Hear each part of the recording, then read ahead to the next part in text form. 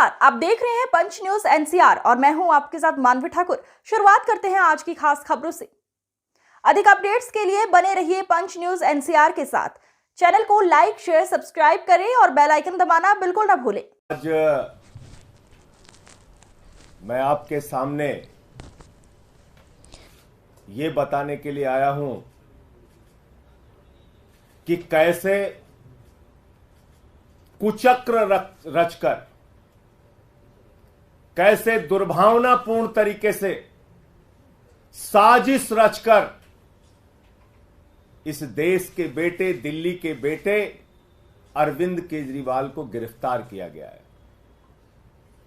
और कितनी बड़ी साजिश है, इसका एक एक करके आपके सामने मैं खुलासा करूंगा। जो मुख्यमंत्री दिल्ली के 2 करोड़ लोगों की शिक्षा के लिए, स्वास्थ्य के लिए, बिजली के लिए, पानी के लिए, माताओं बहनों को बस की फ्री यात्रा देने के लिए काम कर रहा है, उस मुख्यमंत्री को जेल में डालने के पीछे कितनी गहरी और बड़ी साजिश रची गई है, इसका एक एक करके आपके सामने खुलासा करूंगा। और दूसरी बात, ये शराब घोटाला ये शराब घोटाला दुनिया की सबसे बड़ी पार्टी भारतीय जनता पार्टी ने किया है। और इसके अंदर कोई छोटे मोटे लोग शामिल नहीं है, इसका भी खुलासा करूंगा आज।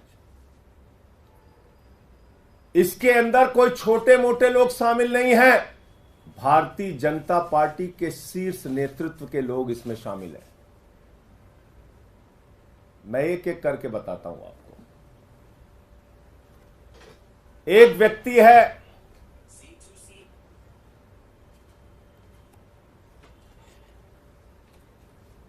मंगुंटा रेड्डी, जिसने कुल 7 बयान दिए,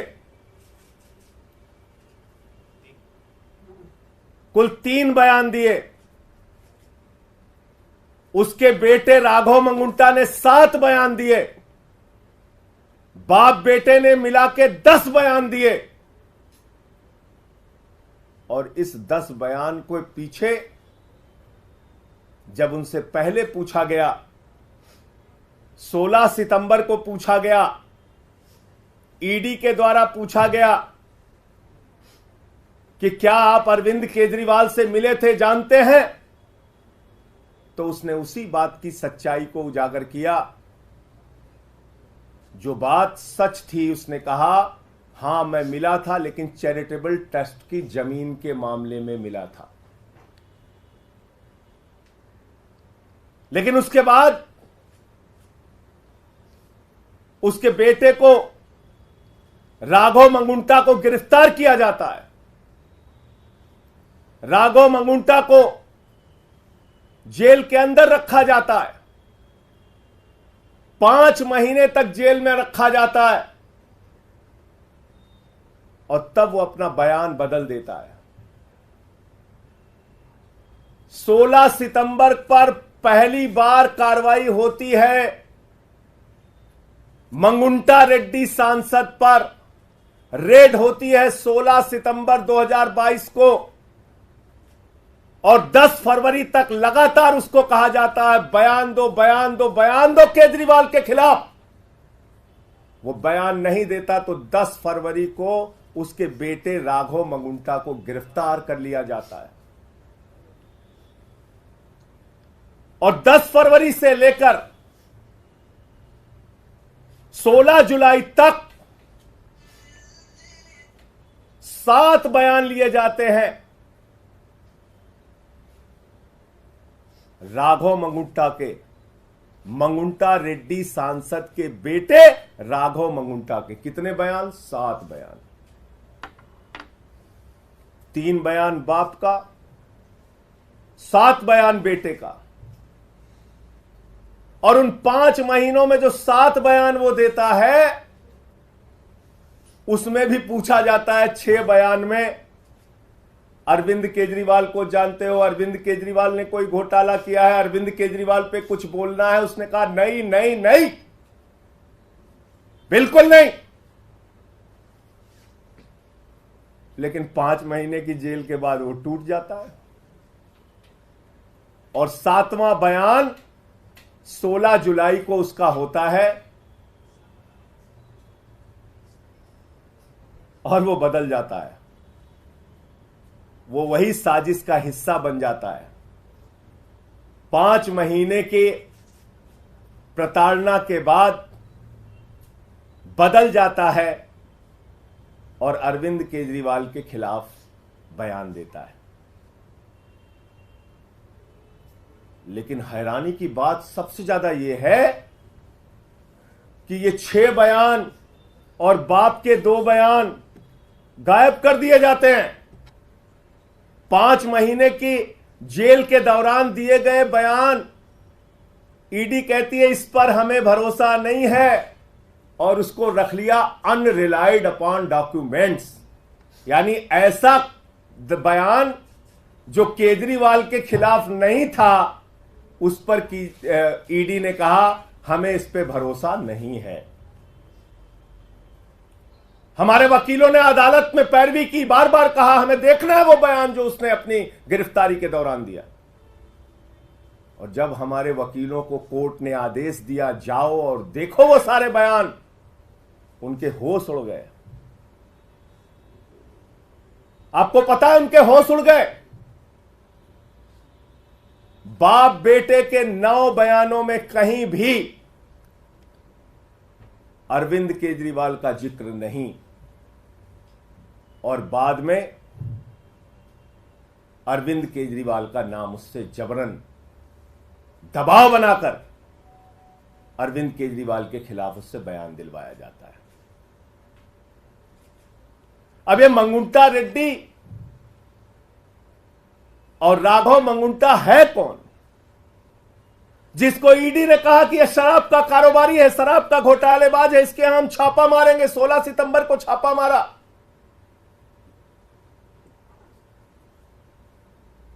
मैं चाहूंगा ये तस्वीर आप लोग जरूर ध्यान से देखिए। ये भारत के प्रधानमंत्री नरेंद्र मोदी जी के साथ गलबहियां करते हुए, उनसे मिलते हुए ये तस्वीर आप जरूर देखिए। ये है मंगुंटा रेड्डी सांसद, जिनकी तस्वीर है भारत के प्रधानमंत्री के साथ। यह है मंगुंटा रेड्डी जिनकी तस्वीर है भारत के प्रधानमंत्री के साथ। 16 जुलाई जब यह हमारे खिलाफ बयान देता है, अरविंद केजरीवाल और के खिलाफ बयान देता है, अरविंद केजरीवाल और आम आदमी पार्टी को खत्म करने की भाजपा की साजिश में शामिल हो जाता है, तो 18 जुलाई को इसकी बेल हो जाती है। 18 जुलाई को इसकी जमानत हो जाती है। आप समझ पा रहे हैं इतनी बड़ी साजिश। एक आदमी जिसको खुद ईडी कह रही है ये शराब का घोटालेबाज है, शराब का घोटालेबाज है, उसका क्या रिश्ता है भारत के प्रधानमंत्री के साथ। और इतना ही नहीं, आज की तारीख में वो टीडीपी से चुनाव लड़ रहा है और भारत के प्रधानमंत्री की तस्वीर लगाकर जनता से वोट मांग रहा है। मैं चाहता हूं वो भी आप दिखाइए। ये देखिए आप, इसको टीडीपी का टिकट मिला हुआ है, भारत के प्रधानमंत्री की तस्वीर लगाकर वोट मांग रहा है। जिसको भाजपा कहती है घोटालेबाज है ये, जिसको कहती है ईडी कि हम इस पे कार्रवाई करेंगे, हम इसको गिरफ्तार करेंगे, हम इसको जेल में डालेंगे। जब उसने केजरीवाल के खिलाफ बयान दे दिया तो वो नरेंद्र मोदी जी की तस्वीर लगाकर जनता से वोट मांग रहा है भारत के लोकतंत्र में। यह इस केस की सच्चाई देश के लोगों जान लो। आपके नेता अरविंद केजरीवाल के खिलाफ जो व्यक्ति बयान देता है ये है, और जो बयान छिपा लिया जाता है ईडी के द्वारा हमारे वकीलों के दबाव में, कोर्ट के आदेश के बाद जब वो बयान देखते हैं जाकर ईडी के दफ्तर पर, जिसको अनरिलाइड डॉक्यूमेंट में ईडी ने रखा, यानी कि ऐसा डॉक्यूमेंट जिस पे भरोसा नहीं है, शुरुआती सारे बयान जिस पे भरोसा नहीं है, वो बयान जो उसने सही सही बताया था उस पर कह दिया हम इस पे भरोसा नहीं, उसको छुपा लिया, बोले छुप जाओ बेटा। अब इसमें एक और ये है मंगुंटा रेड्डी सांसद, और ये है भारत के प्रधानमंत्री के साथ उनकी तस्वीर, और ये है वो चुनाव प्रचार कर रहा है, टीडीपी से चुनाव लड़ रहा है, और ये है भारत का प्रधानमंत्री। इस फोटो में सबसे ऊपर उनकी तस्वीर है, वोट मांग रहे हैं कि मोदी जी के नाम पे हमको वोट दे दीजिए।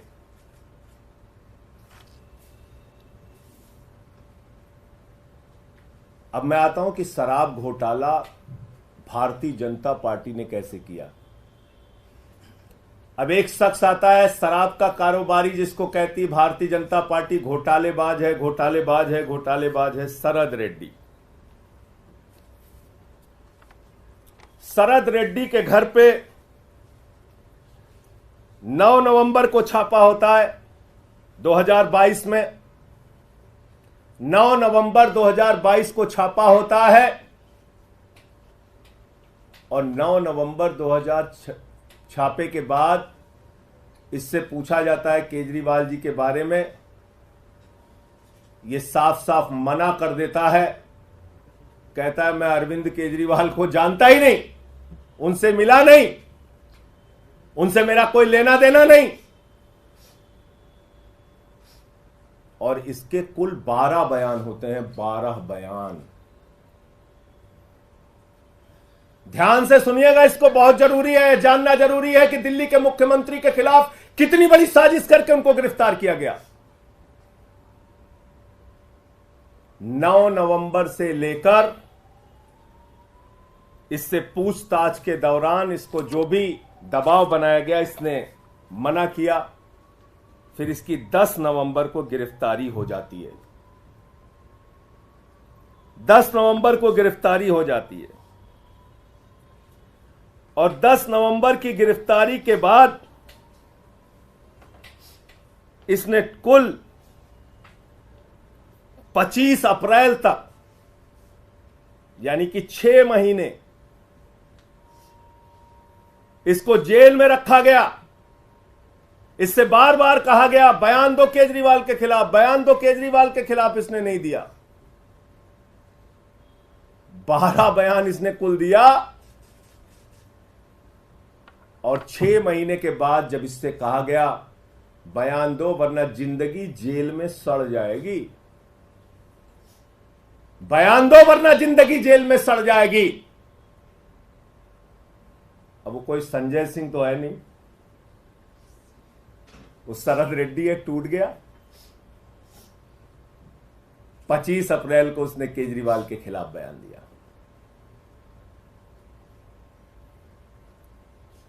अब हमारे वकील फिर परेशान हुए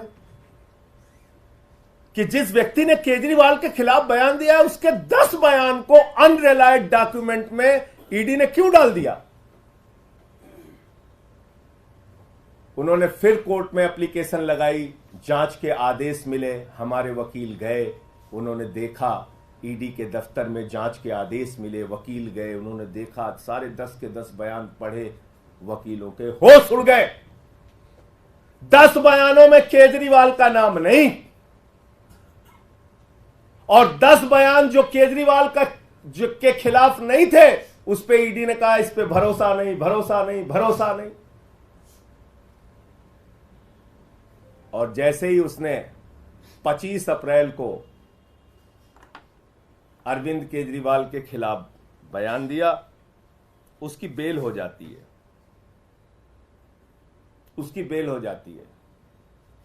अब ये शरद रेड्डी, जिसको भारतीय जनता पार्टी कहती है ये शराब का घोटालेबाज है, ये शरद रेड्डी जिसको भारतीय जनता पार्टी कहती है शराब का बहुत बड़ा घोटालेबाज व्यक्ति है। ईडी कहती है शराब का घोटालेबाज है, उसको गिरफ्तार करती है, 6 महीने जेल में रखती है। केजरीवाल के खिलाफ बयान लेने के लिए बार बार कहती है, 10 बार वो कहता नहीं नहीं नहीं, केजरीवाल से कोई मतलब और रिश्ता नहीं। 10 बयान के बाद जब टूट गया और इसने केजरीवाल के खिलाफ बयान दे दिया, 6 महीने की जेल के बाद इसको बेल हो जाती है।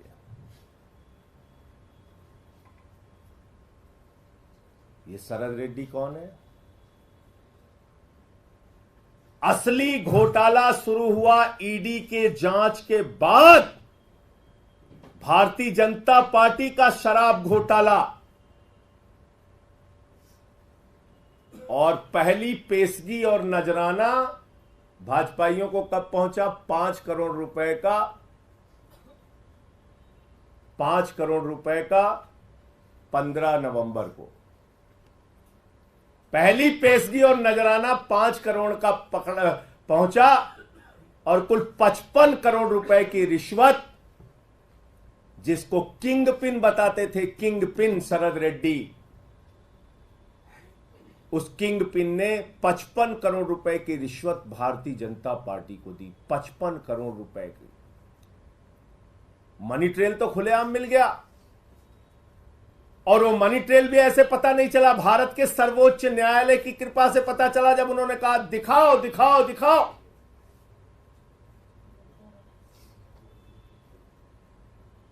तो 21 मार्च को शाम को 6:50 पे मजबूरी में सारे डिटेल डालने पड़े वेबसाइट पे, बताना पड़ा कि ये शरद रेड्डी है शराब का घोटालेबाज किंग पिन, जिसको कह रही थी ईडी। और जैसे ही 6:50 पे भारतीय जनता पार्टी के शराब घोटाले का खुलासा हो जाता है, 7:14 पर मुख्यमंत्री के दफ्तर पे, मुख्यमंत्री के घर पे छापा पड़ जाता है। क्योंकि आप मीडिया में चर्चा करते हैं, आम आदमी पार्टी मुद्दा उठाती कि भाई शराब का घोटाला तो बीजेपी ने किया है। 21 मार्च को शाम को 6:50 पे इसका खुलासा हो जाता है। 55 करोड़ रुपए की रिश्वत भाजपा ने ली है, इस बात का खुलासा हो जाता है। उस खबर से ध्यान हटाना है, जनता का ध्यान भटकाना है। पहुंच गए केजरीवाल के घर और 7:14 पे छापा मार दिया। कहा गया ईडी के अधिकारियों को, जाओ जल्दी, वरना तो हमारा घोटाला खुल गया है तो बड़ा गड़बड़ हो जाएगा।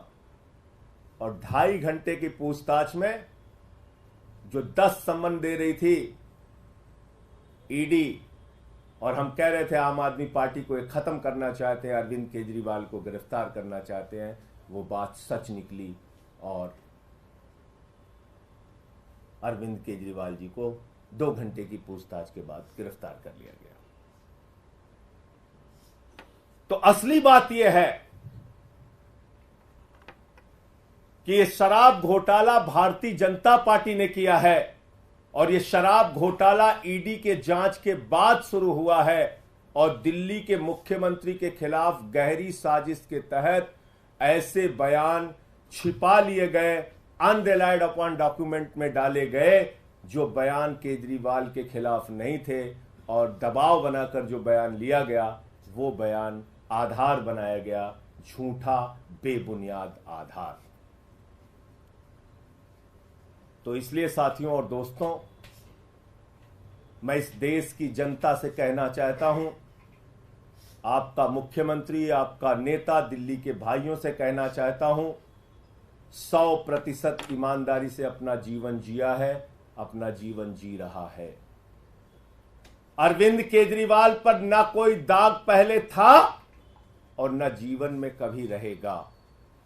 अरविंद केजरीवाल का गुनाह सिर्फ एक है कि वो दिल्ली के बच्चों को अच्छी शिक्षा के लिए काम कर रहे हैं।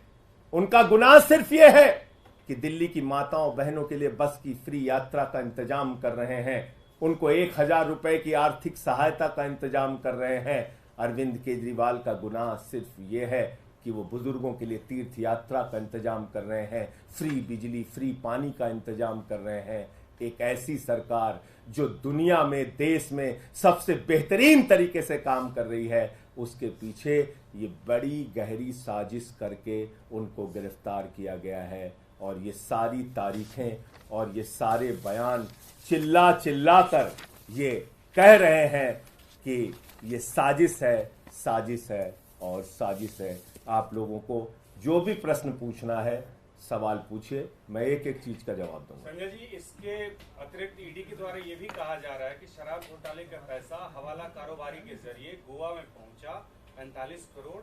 आपके जो कैंडिडेट्स थे उनके पास वो पैसा कैश में पहुंचा और वहां के चुनाव में खर्च हुआ, ये इसके इतर बता रही है।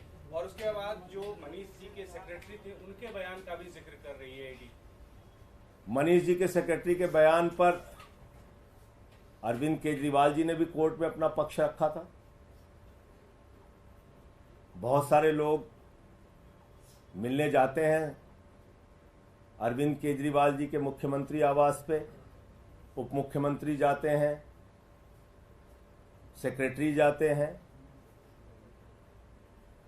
और उसमें कौन से कागज का वो जिक्र कर रहा है, कौन सा कागज दिया। तो मेरे ख्याल से ये बातें झूठ और बुनियाद, झूठ और बेवकूफी की एक पराकाष्ठा है जिसको तैयार किया है। घोटाला तो 55 करोड़ का सीधे साफ साफ दिख रहा है। यहां भारतीय जनता पार्टी का शराब घोटाला दिख रहा है।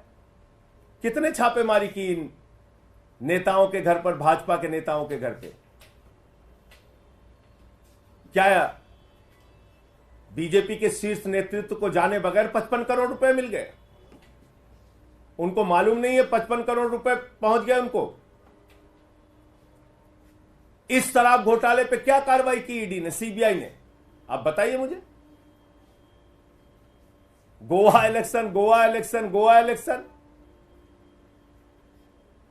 जब मैंने आपको बता दिया जिन लोगों ने केजरीवाल का नाम लिया, कैसे लिया, कितने दबाव में लिया, और पहले क्या बोला, बाद में क्या बोला, ये सारा कुछ बता दिया, तो उसमें गोवा की कहानी तैयार करो कि जो कोई भी झूठी कहानी तैयार करो, इसका क्या लेना देना है? और कोई प्रश्न?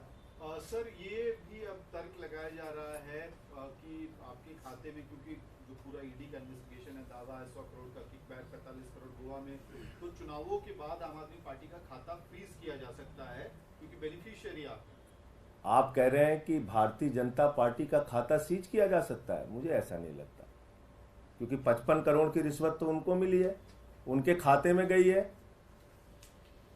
गड्डियां गिनी है भाजपाइयों ने 55 करोड़ की। तो मैं तो कहता हूं, जो जितना बड़ा भ्रष्टाचारी वो उतना बड़ा पदाधिकारी, ये है भारतीय जनता पार्टी का नारा। जो जितना बड़ा भ्रष्टाचारी वो उतना बड़ा पदाधिकारी, ये है भारतीय जनता पार्टी का नारा। और कोई प्रश्न? अपने उन बयानों का जिक्र किया जिनको ईडी ने कंसीडर नहीं किया है, तो क्या इस मामले को लेकर आप लोग कोर्ट जाएंगे कि कोर्ट उस केस कोर्ट में आ गए ना? ओहो, आप लोग अपील करें? आप सुन नहीं रहे फिर मेरी बात। ईडी ने अपने बयानों की एक चार्जशीट बनाई और उन्होंने दिखाया। ध्यान से सुनिए, फिर से सुनिए, नहीं तो आप लोग गड़बड़ कर जाएंगे। ईडी ने अपने बयानों की एक सूची बनाई जिसमें उन्होंने कहा रिलायड अपॉन डॉक्यूमेंट, यानी ऐसे डॉक्यूमेंट, ऐसे कागजात जिस पे हमें भरोसा है, और अनरिलायड अपॉन डॉक्यूमेंट जिस पे हमें भरोसा नहीं है, और उसको छिपा के रख लिया। ऐसे अगर हिंदी की भाषा में, सरल भाषा में समझे, ऐसे बयान जिस पर ईडी ने, भाजपा ने, भाजपाइयों की साजिश ने, उनके षड्यंत्र ने भरोसा किया, और ऐसे बयान जिस पर उन्होंने भरोसा नहीं किया। और उसका खुलासा कैसे हुआ? उसको छिपा लिया। उसका खुलासा कैसे हुआ? जब हमारे वकील लोग अदालत में गए, उन्होंने कहा भाई हम देखना चाहते हैं कि जिन बयानों पर इन्होंने भरोसा नहीं किया, शरद रेड्डी के, राघव मंगुंटा रेड्डी के, वो बयान आखिर है क्या? अनरिलाइड में क्यों उसको रखा है? उस पर आपने क्यों रिलाई नहीं किया? तो पता चला उस पर रिलाय इसलिए नहीं किया क्योंकि वो शुरुआती बयान थे, और शुरुआती बयान में जब उसकी गिरफ्तारी नहीं हुई थी या गिरफ्तारी के दौरान भी लगातार जो बाकी बयान लिए गए उसमें बार बार उसने बयान तो दिया लेकिन अरविंद केजरीवाल का नाम नहीं लिया। और कुछ बयान तो ऐसे हैं जिसके तथ्य जब आप पढ़ेंगे तो आप हैरान हो जाएंगे। पूछा जाता है केजरीवाल जी से मिले, केजरीवाल जी को जानते हैं? नहीं जानते हैं, नहीं मिले। बाद में कहानी तैयार की जाती है। अब ये क्लियर हो गया, मैं फिर से दोहराऊं। सर, कल एलजी ने भी एक चिट्ठी लिखी है गृह मंत्रालय को, उसमें कहा है कि तमाम जो केस कोर्ट को भेजे जाते हैं आम आदमी पार्टी सरकार की तरफ से, इसमें शराब नीति वाला मामला भी है, गुमराह किया जाता है कोर्ट को, कोर्ट का वक्त बर्बाद किया जाता है। देखिए भाई, एलजी साहब कैसे काम करते हैं ये एक सर्वविदित सत्य है। वो किसी ऊपर के डायरेक्शन लेके काम करते हैं, उस हिसाब से अपना काम चलाते हैं। जो घोटाला रहेगा उस पे घोटाला। अब इस पे क्यों नहीं चिट्ठी लिखी एलजी साहब ने? 55 करोड़ रुपए की खुलेआम रिश्वत, रंगदारी जिसको कहा जाता है यूपी बिहार के भाषा में, रंगदारी खाई है भाजपाइयों ने। पहले नजराना पेशगी लिया 5 करोड़ का, फिर अलग अलग किस्तों में 55 करोड़ की रिश्वत ली। 55 करोड़ की रिश्वत बगैर प्रधानमंत्री की जानकारी के ले ली गई, बगैर नड्डा जी के जानकारी के ले ली गई, बगैर अमित शाह जी के जानकारी के ले ली गई। 55 करोड़ की रिश्वत, और रिश्वत तो छुपी हुई थी। वो तो सर्वोच्च न्यायालय का धन्यवाद दीजिए कि उन्होंने कहा तुम्हें जग जाहिर करना पड़ेगा कि कहां कहां से कितना पैसा खाया। तो बताइए, क्या एलजी को इस पे चिट्ठी नहीं लिखनी चाहिए कि एक शराब घोटालेबाज जिसको ईडी ने कहा कि वो किंग पिन है, ईडी ने उसको गिरफ्तार किया, उसने 55 करोड़ रुपए की खुलेआम रिश्वत भारतीय जनता पार्टी को दी। पूरी की पूरी भारतीय जनता पार्टी सर से लेकर पांव तक शराब घोटाले में डूबी हुई है। उस पर चिट्ठी नहीं लिखनी चाहिए एलजी साहब को? तो मैंने तो बता दिया अब आपको, इसमें कुछ डाउट तो बचा नहीं कि कितनी गहरी साजिश रची गई। और सवाल हो बताइए। इससे थोड़ा हटके कल देखा गया था कि सुनीता केजरीवाल जब पीसी कर रही थी तो 3 फोटोज लगे हुए थे भगत सिंह, बाबा साहेब अम्बेडकर के साथ केजरीवाल। सर, इसमें सवाल ये है कि भगत सिंह के ग्रैंडसन ने, यदवेंद्र संधू ने इस पे आपत्ति जताई है, कहा कि राजनीतिक पार्टियों को इस तरह से फोटो नहीं लगानी चाहिए, उन्होंने अपना जीवन देश के लिए कुर्बान किया। तो आप कह रहे हैं कि भारतीय जनता पार्टी का कोई नेता हो या देश का कोई भी नेता हो, मैं अपनी फोटो क्या देश के महापुरुषों के साथ नहीं लगा सकता? क्या देश बाबा साहब डॉक्टर भीमराव अंबेडकर जी के साथ, शहीद आजम भगत सिंह जी के साथ आप लोगों की फोटोएं नहीं होती हैं? लोग तो जाके शहीद आजम भगत सिंह की जहां तस्वीर देख लेते हैं वहां सेल्फी लेते हैं, उनके स्टैचू पे जाके सेल्फी लेते हैं, उनके साथ फोटो डालते हैं, नेताजी सुभाष चंद्र बोस के साथ फोटो डालते हैं, बाबा साहब के साथ फोटो डालते हैं। यहां तक कि अपने चुनाव प्रचार में भी नेता लोग फोटो डालते हैं महापुरुषों के साथ, क्रांतिकारियों के साथ। इसमें मुद्दा क्या है, सवाल क्या है, मुझे बताइए ना। अरविंद केजरीवाल हमारी पार्टी के मुखिया हैं और उनकी तस्वीर अगर शहीद आजम भगत सिंह जी के साथ है या बाबा साहब जी के साथ है तो ये अधिकार हर एक नागरिक को है कि वो महापुरुषों के साथ अपनी तस्वीर लगा सकता है।